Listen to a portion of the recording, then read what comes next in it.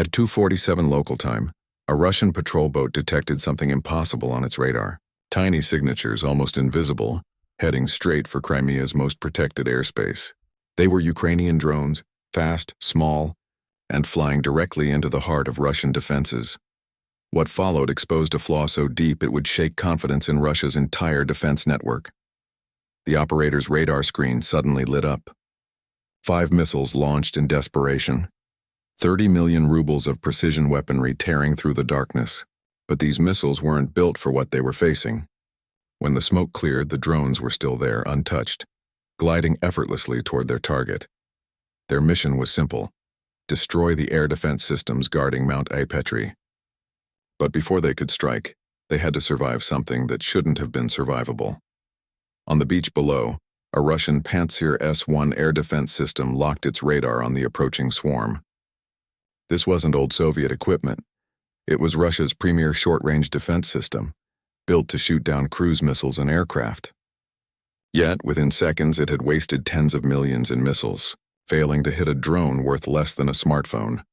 The reason was physics. Each Ukrainian drone was flying perpendicular to the radar beam, just 50 meters above the ground.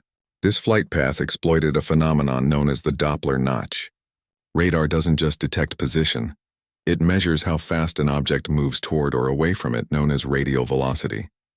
When a drone flies sideways across the radar beam, that velocity drops near zero, making the drone look like stationary ground clutter. The system filtered them out. Because to its computer, they weren't targets at all. The sea below made things worse. Radar waves bounced off the surface, creating ghost reflections beneath each drone. The tracking computer averaged those reflections, sending missiles into empty air. Even when the Pantsir switched to its 30mm cannons, the rounds missed completely. The drones were too small, their radar cross-section too tiny, 1/100th the size needed to trigger the missile's proximity fuses. The system simply couldn't see them. As the operator tried to understand what had gone wrong, more drones appeared on his thermal display, approaching from multiple directions, moving like a swarm of metallic insects. He detected them at 2 kilometers, but his weapons needed at least 1.5 kilometers just to arm their warheads. At closing speeds of 40 meters per second, he had 12 seconds to act, 12 seconds to fight targets his system wasn't designed to track. Radio channels exploded with chatter. Ground control demanded status updates, fighter support, any explanation. The operator reported multiple targets unable to engage. His commander's voice came back sharp and furious. Scramble aircraft at 0250 hours, and Su-30 fighters screamed through the pre-dawn sky. Russia's modern multi-role aircraft, a rival to the American F-15, equipped with thrust vectoring engines and an advanced BARS radar system. But when the pilot looked at his screen, the target seemed to flicker in and out of existence. Contacts appeared for one radar sweep, then vanished the next. The system required 5 consistent returns to confirm a real target. These drones never stayed long enough. Their radar reflections dropped below the noise floor, the baseline static every radar naturally receives. Below that threshold, the computer couldn't tell signal from background noise, so it reset, again and again. Frustrated, the pilot fired anyway. An R-73 missile detached from the wing, ignited, and accelerated to Mach 2.5.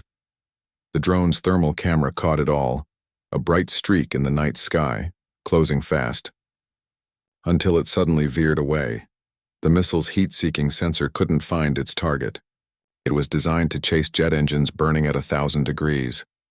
These drones' electric motors ran barely above room temperature. The seeker couldn't see them until it was within 500 meters. And by then it was too late to turn. The pilot fired again. A near miss, then another. 4 missiles in total, 80 million rubles gone, and not one hit. He switched to his 30mm cannon, firing bursts at 1,500 rounds per minute. The tracers lit up the night sky, but every round missed. The reason was timing. The aircraft's fire control computer assumed linear flight. It predicted straight paths. Every 2 seconds, the drones shifted randomly, just 2 or 3 meters. By the time the shells reached a kilometer away, those small shifts became 10-meter misses. The computer was always one step behind reality. Below, the first drone reached its target, a 96L6E radar, known to NATO as cheeseboard. This radar provided targeting data for the S-400 missile system and could track over 100 objects at once. Without it, the S-400s were blind. At 0254 hours, the drone's shaped charge detonated. A jet of molten copper, traveling at 8 kilometers per second, tore through the radar's electronics, melting circuits and fusing them into useless slag. Above, the Su-30 pilot, out of missiles and low on fuel, was ordered back to base. His report: 4 missiles fired, 0 hits. But as he turned away, his radar picked up something even more bizarre. New contacts were appearing, not from Ukraine but from the sea itself. 10 kilometers off Crimea's coast, small, unnamed boats floated silently. These were part of Ukraine's Ursula family of unmanned surface vessels.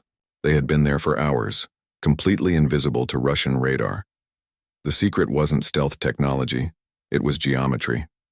The Podlyot K1 radar on Mount Petri sat at 3,600 feet. Its minimum depression angle was 2 degrees. Anything below 43 meters of altitude within 10 kilometers of shore was invisible, hidden by the Earth's curvature. The boats, cruising just 5 meters above the sea, were inside that blind zone.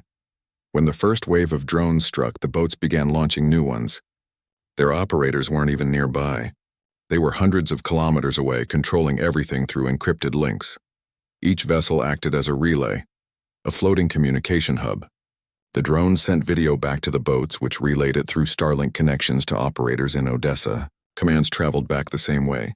This network meant that Ukrainian pilots could fly precision missions deep into enemy territory while sitting safely behind a computer screen. Even if Russia found the signal source, it couldn't strike back. The boats were small, slow, and indistinguishable from civilian traffic. Their navigation profiles mimicked fishing vessels moving under 20 knots. Speeds the coastal radar filters automatically ignored. By 0257, more boats appeared on the horizon, each launching a swarm. The drones didn't fly in coordinated formations.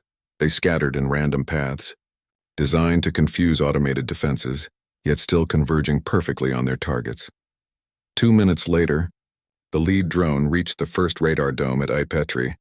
The domes were massive, smooth, windowless shells built to withstand 1,000-pound bombs. But their engineers had overlooked one weakness: ground-level access panels for maintenance crews. A shaped charge struck one of those panels. The jet of molten copper pierced it effortlessly. The explosion echoed across the mountain. Next, the Nebo radar dome was hit, Russia's crown jewel, capable of detecting stealth aircraft at long range. Without it, every S-400 battery on the peninsula lost its early warning capability. By 0259, the relay boats had launched their final wave. With Russian radar now blind, the second strike began. At 0302, the mountain erupted in explosions. The Nebo array burned, plasma arcs racing through cables and transmitters, destroying circuits faster than electricity could travel. Seconds later, the Podlyot K1 radar followed, its transmitters torn apart by direct hits. Anything below 100 meters of altitude was now invisible to Russian defenses. Nearby, a Russian BK-16 landing craft tried to defend the shore, firing heavy machine guns and small arms. But its radar was designed for navigation, not targeting. The crew fired blindly. The drone assigned to them ignored it and struck home. On Mount Petri, the destruction was complete. The S-400 missile systems that had once guarded Crimea were now silent. Without their radars, they could not see, could not track, could not fire. Their billion-ruble network had been reduced to metal shells and scorched wiring. The command post was the last to fall. The bunker doors turned molten under a final shaped charge, and the interior erupted in flames. Inside, classified equipment and documents burned together in a storm of sparks. In just minutes, an entire region's air defense network had been reduced to ruin, not by stealth jets or hypersonic missiles, but by small electric drones and unmanned boats, each no larger than a suitcase. The lesson was brutal and simple: technology can fail, but physics never lies.